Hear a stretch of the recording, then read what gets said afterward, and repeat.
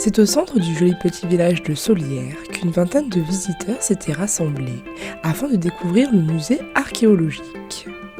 Le musée présente les résultats des fouilles de la grotte des Balmes, située sur les hauteurs du village au cœur de la forêt. Le site est une référence de l'archéologie alpine, car il s'agit du plus ancien témoignage d'agriculture connu à ce jour dans les Alpes occidentales.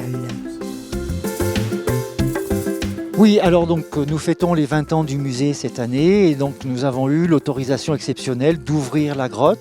Donc cet après-midi, en fait, c'était une découverte de l'archéologie avec la visite commentée du musée. Ensuite, Karine, donc notre accompagnatrice en montagne, nous a emmenés jusqu'ici au site, voilà, où elle a fait une lecture du paysage, où elle a présenté le site. Et pendant ce temps-là, donc on est rentré dans la grotte, dans la première salle de la grotte, où la plupart des objets qui sont exposés au musée ont été découverts. 14h, l'heure pour Jean-François d'ouvrir les portes de son musée et de faire découvrir aux touristes venus en nombre les nombreux trésors que renferme ce musée. Donc une collection qui n'est pas très importante en quantité, mais en qualité, qui est d'une richesse absolument extraordinaire. Elle est très riche parce que la grotte de Solières est vraiment un site de référence dans l'archéologie alpine. C'est le plus ancien témoignage d'agriculture, donc on est aujourd'hui dans les Alpes occidentales, donc les premières populations d'agriculteurs éleveurs du néolithique se sont installés ici dans la grotte entre 3700 et 3600 avant Jésus-Christ. Et cette grotte a été occupée pendant 3000 ans. La visite se poursuit quelques kilomètres plus haut, au cœur de la forêt. Il faudra marcher une trentaine de minutes avant d'atteindre la fameuse grotte des Balmes.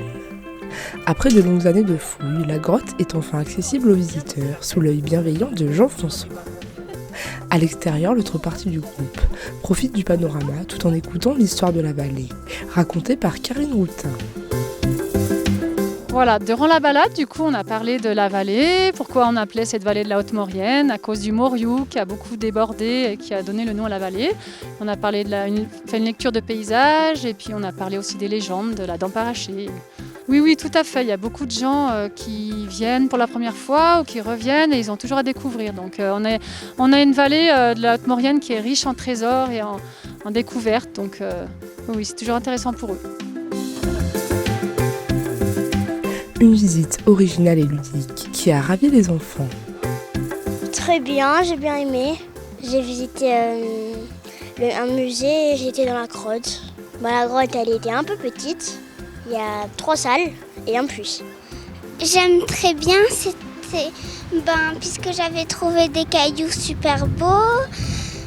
J'aimais bien cette grotte, j'avais trouvé 2 cailloux pour le monsieur.